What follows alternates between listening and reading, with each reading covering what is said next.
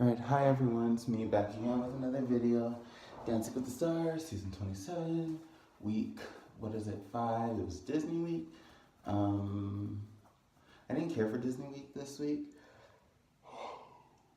Which is, ooh. You're gonna have to excuse me. I have been tired. I just got really tired just within the past like 30-45 minutes. So, yeah. Anyway, Disney week was this week, and I didn't really particularly care for it, as I haven't really cared for the adult Disney week in quite some time. Um, it just, it just, it just hasn't really moved me. The kids on juniors had a much better night than the adults did. I will say that I like the fact that the adults are in the adults version. They kind of gave us a little bit more variety with the movies. We didn't get the same, Toy Story, Lion King. Well, no, not Toy Story, but Lion King, Beauty and the Beast, Cinderella. Um,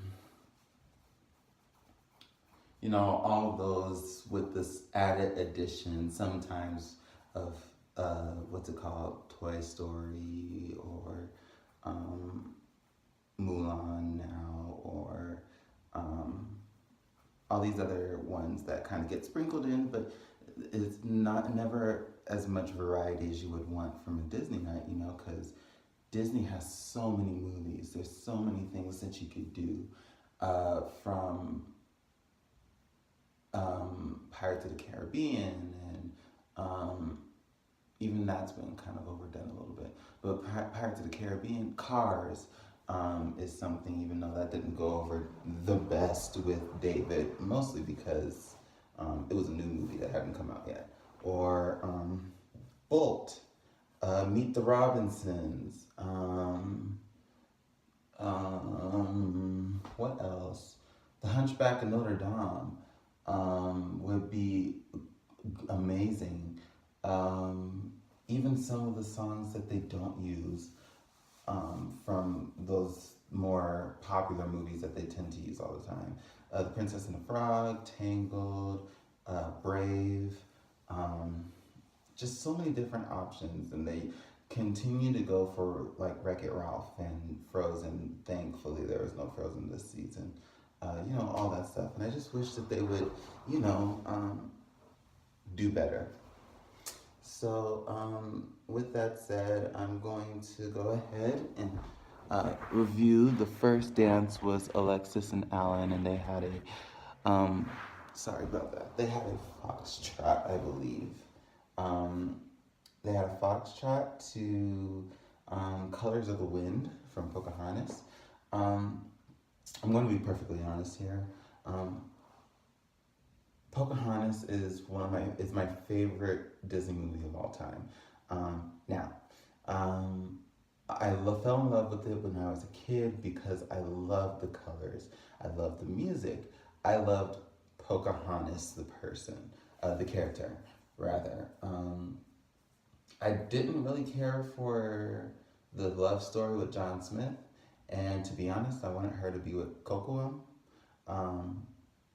But as I've gotten older and I've learned that they actually really messed up the real story of Pocahontas and turned it into something that it wasn't, and really just turned it into the complete opposite of what it was. It just really makes me feel a way about it. And so that's a movie that I still enjoy it, I still love it, but I enjoy it as a movie. I don't take it to mean anything else, and I don't really like to bring it outside of the movie context. And when I talk about what I like from it nowadays, I talk about the color scheme of it. I talk about how brilliant that is, and just the songs. I talk about those things. And of course, Pocahontas with Grandmother Willow, and with her dad, and with Flit, and what's his face? Miko, her friends. And and then her animal friends, and then that other girl, I forget her name, but her best friend. Um, you know, I like it for those reasons. They could take the whole John Smith thing out, and it could stand. In my opinion, it could stand as a really, really good movie, without the um, without the ahistorical mess. Now, Alexis and Alan. That's just kind of my personal gripe with it, and why I couldn't enjoy this dance as much as I would have liked to. Now, Alexis and Alan, they had a foxtrot and they got a 29. I thought it was a decent dance. I thought it was overscored. I think 3 9s would have sufficed. I say that because her frame needs some work. There were points where I saw it like drop. Um, so that's why I would have given it 3 9s, because otherwise I thought it was a really good dance. It just wasn't 10 worthy. Um, so yeah, up next was Juan Pablo and Cheryl, and they had a Viennese waltz, and they got a 29 as well. And they did it to Gaston from Beauty and the Beast. Now, I thought this dance was Juan Pablo's best dance of the season. However, I do not think it deserved 10s. Um, the judges are just really strange with the praise that they give to him. Uh, I'm going to get this out the way right now. Juan is a great dancer. He's really good, but the judges are making him out to be like the best dancer that's ever been on Dancing with the Stars. Period, and that's just not the case. It's just not the case. He's good. I don't think he can. As far as male dancers go, let's go with male dancers. He can't compete with Jordan, who I think is the best male dancer to ever be on the show, male celeb to ever be on the show. He can't compete with Corbin, who I believe is the second best celeb. He can't compete with Alfonso, who I believe is the third best male celeb to be on the show, right? So he can't compete with any of them. I don't believe he can compete with Riker.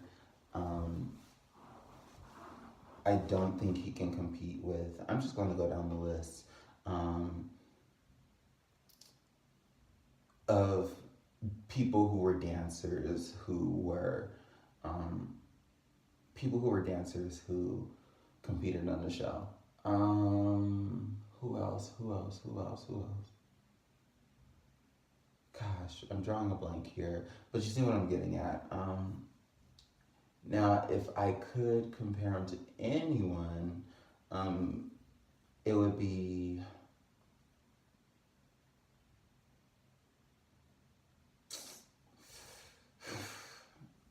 I don't know, but he's good. He's not the best. And the way that they make it seem, it's like he's the best, but he's not. Um, this Venus Waltz was fine. It was good. It just wasn't 10 worthy to me.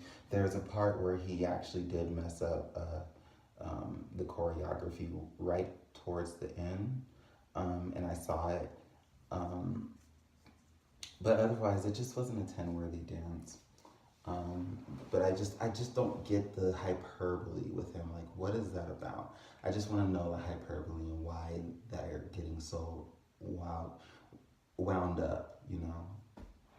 So up next was Demarcus and Lindsay. They had a Charleston to A Star Is Born from Hercules, which I love that song. Not a good song for a Charleston. They got a 26, which I thought was actually a little bit too high. It wasn't his worst dance by any means, but it wasn't his best dance. I thought his paso from the previous week was better. I thought that his Argentine tango, which was super underscored, was better. Both of those dances were underscored. This dance I felt was overscored by 2 or 3 points. Um, yeah, about 2 or 3 points. Um, there wasn't really any swivel action going on with his feet, and it was a little bit messy here and there. At least towards the beginning, as the dance went on, it got better, and they cleaned it up a bit. Um, but yeah, I just wish it were, I don't know, it just wasn't the greatest dance. It wasn't my favorite dance of his. Um, Up next was Ivana and Keo. They had a jazz routine to, let me get this right, I almost said a Frozen song. Um, when Will My Life Begin from Tangled, um, which is the first time we've had a Tangled song, and Tangled is a movie used on Disney Night, so I was happy about that because it added a little something extra to the show versus seeing the same types of characters and all the time, and it doesn't have the added um, problematic nature that Pocahontas does. Um, so I thought it was a very good dance. I thought this was the only dance of the night that was underscored by a lot. Was it the only dance underscored? Yeah, the only dance that I felt was underscored. And the reason why I said that was one, I felt like Keo actually like made a jazz routine versus when a lot of the pros get jazz, sometimes they go for like a freestyle or like swing dance or something that's like majorly something else. Um, and I felt like he really tried to make it something like actual jazz. I know the show does jazz when they went like, for example, with Nikki and Artem, when they had Coco, they ended up turning that jazz dance into like what's it called? Some Mexican traditional type of dance. They ended up doing that, which I thought was great. I thought that was amazing. That's something that they should have done. Um, but for this dance, I just felt like Keo really like, they got jazz. So with this particular dance, because there really isn't anything that they were probably wanting you to go for, I think Keo did a great job by actually going for jazz versus trying to do like a foxtrot freestyle or a yeah, that's the only thing I could see you doing to this song. So I thought it was good. I thought it should have been a 27, not a 24. The only reason I wouldn't have given it 10s because Ivana did get ahead of the music just a little bit. At times, it wasn't enough to really to take anything from the dance, especially not enough to take 6 points off. But it was enough to where you could see it.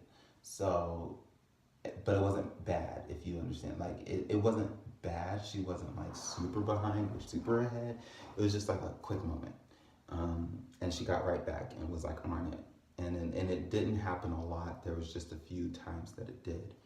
um, so yeah, it should have been about a 27, maybe 26, but 26, 27 is where it should have been, not a 24, that's way too low. um, Up next was Joe and Jenna. They had a jive. It was to a song from the new Wreck-It Ralph movie, Ralph Breaks the Internet, or whatever it's called. They got a 17.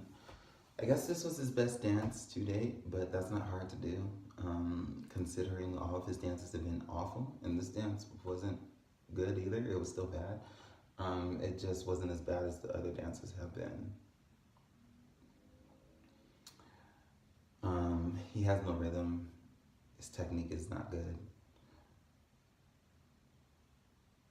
But it looked like he tried a little bit. So I guess we had a 17. Up next was Mary Lou and Sasha. They had a contemporary to Reflection from Mulan. Um, they got a 25. I didn't care for this dance. I thought it was overscored by a point or two. Um, I just didn't care for it. It didn't move me. I didn't feel any type of way. The choreography wasn't really anything. Mary Lou kind of was dancing inside of herself again and not really letting loose the way that she did last week with not well 2 weeks ago now.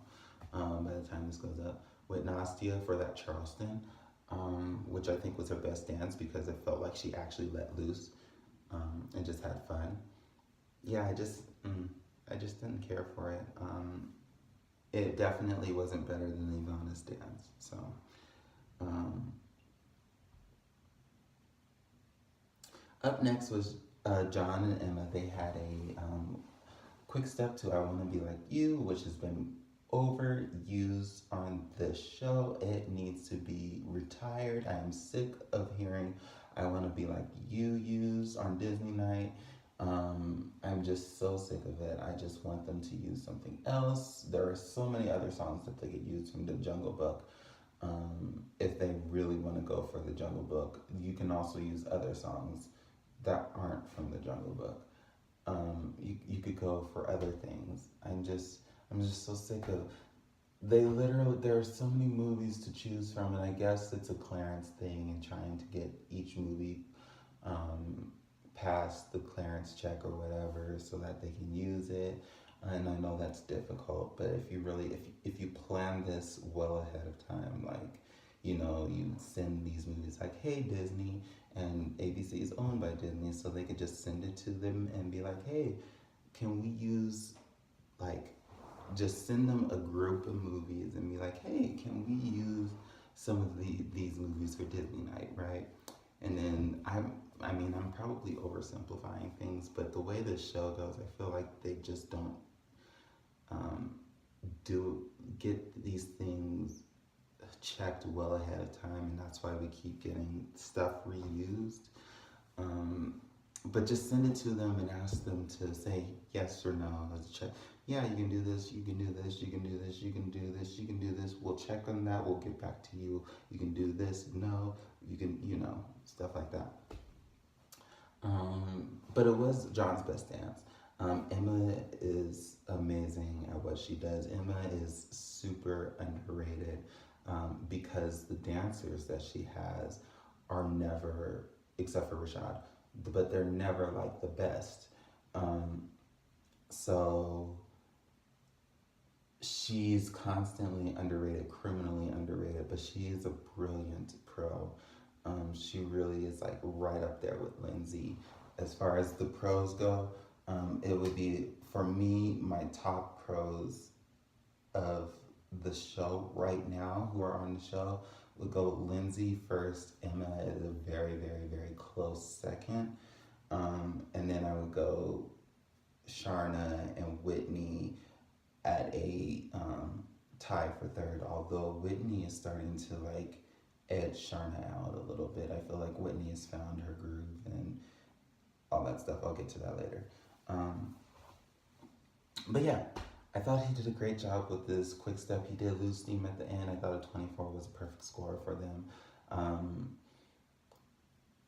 Emma really is doing amazing work with John, as she does with all of her partners, and I didn't expect anything less from her. So, up next was Bobby and Sharna. They had a waltz, and he got a 20. I'm not going to talk much about him because I don't like Bobby. I'm just going to say there was improvement from last week. Oh, wait, no, they got a 21. I messed up on my blog. Oops. Yeah, there was improvement, but it was stiff.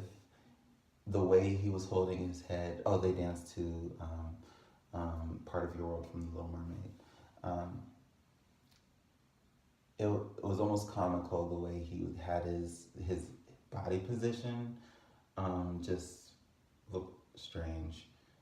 I mean, I guess he wanted to be like regal and Prince-like and whatever, but it just felt bad, not bad, but just off.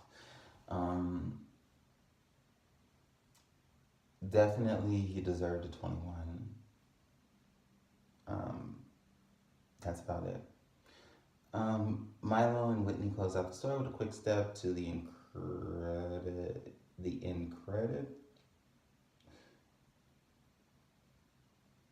Incredibles credits. I don't know what it was called, but they danced to that. It's a quick step. I thought it was a good dance. it wasn't bad, but I've come to expect so much from them that it was kind of just like, everybody has a dance that's just like off. And this just kind of felt like it was an off day at the office for them. Not like super bad, like sometimes when people have really bad days, but it just felt off. Body contact wasn't there. I thought Milo did improve with his posture and frame a bit since his tango. It's still not perfect. It's still not. It still needs work, but he did improve some, so that's good. Um, but yeah, the dance just kind of. I didn't hate it. Yeah. Other than that, that's the rest of the night. I did not talk about the opening number. I thought the opening number was fantastic. Loved it. I loved what Mandy Moore did. Usually, I don't care for the opening numbers. Usually, I feel like she kind of just. I usually don't care for what Mandy Moore has been doing with choreography, but I really enjoyed that. Um, at the end, DeMarcus and Lindsay and Alexis and Ellen were placed in jeopardy. Um, and at the end of the night, no one was eliminated, everybody was safe. Um, so great, everybody gets to stay.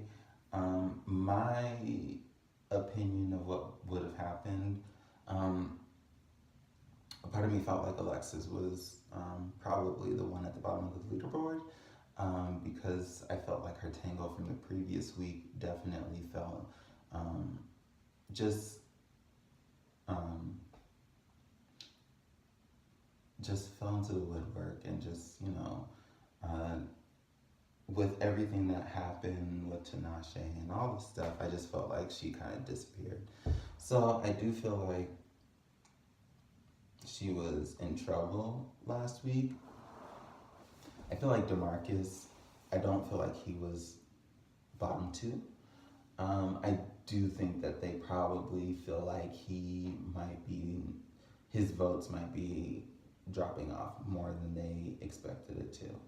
Um, and that's their fault for the way that they've kind of engineered this thing with DeMarcus, and like, keeping him really, like, just keeping him down and pushing him down and stuff. And I think they're trying to rectify that before they lose him too. Um, Unfortunately, in the process, I feel like Ivana is going to suffer, because they're doing a very similar thing with her, that they did to DeMarcus. Um, it's not quite as pointed, um, but it's still there. Um, what else can I say? So I feel like she's in trouble. I also feel like John is in trouble. Um, and I feel like Mary Lou is in trouble. And Alexis, I still feel like she's in trouble too. Now, um, what I will say is that um, I don't really talk about the press release because I don't care for that, but someone brought it to my attention that they didn't say there's an elimination. They just kind of left that blank. Usually they'll say like there'll be an elimination at the end of the night. Last week they didn't say that. They just kind of left that blank, and they did the same this week. I thinking is that um, one, they're not going to not do another double elimination unless they're planning on doing a triple elimination at some point, because they have to do a double elimination. They have to do two double eliminations, and it's already been revealed that one of them is going to happen the last night of or not the last night, the first night of the finals. So that's a double elimination that we already know is going to happen in week 9. So between week 6 and week 8, we have to do another double elimination. So we have 3 weeks to do one more double elimination. I have a feeling that the show wants to get Joe out of here. I think they're probably worried by his fan base, and they want him gone. And they don't want to lose anybody else that's good. The issue, I think, is that I don't think he's at the bottom of the leaderboard this week. And I also do think that he's in the bottom 2. And I think right now, they might be trying to figure out how they're going to do that. And if they're going to do a single elimination or a double elimination tomorrow night or Monday night, I think they're trying to figure out if they can possibly like score others high enough to where it can push him down to the bottom. Um, that's kind of my thinking around it. Might be conspiracy theorists or whatever, but I just felt like the show's realizing that they might be messing up this season. And I feel like this is a very crucial season because I just feel like there's a lot riding on this season as far as just um, how their viewers really continue to watch, you know. And of course, they'll always be watched by general audience and all that stuff, but I feel like they'll start losing viewers um, if this season keeps going the way that it is going. I fear what could potentially happen in the future for them. Um, I fear that their cancellation will come sooner than expected. Um, that's just my thinking. I could be totally off bases, and maybe he is at the bottom and they want to take out somebody else, like Bobby. And they're trying to get him down there. I don't know, but it seems to me that I think they want to lose Joe as soon as possible, and I feel like he might not be, the way things are right now, he may not be in a position to be out. And they're trying to figure out if they can get him out or if not, and if they're going to do a double or a single. Or if they're going to not do another elimination and they're going to do a triple at some point. Or they're just going to play a Halloween trick on everyone. I don't know. But yep, that's my review for the week. Let me know what you think, and I will be back soon. Not making any promises of when I will do this. It depends on how I feel this week about the show and everything else going on in my life. Till next time.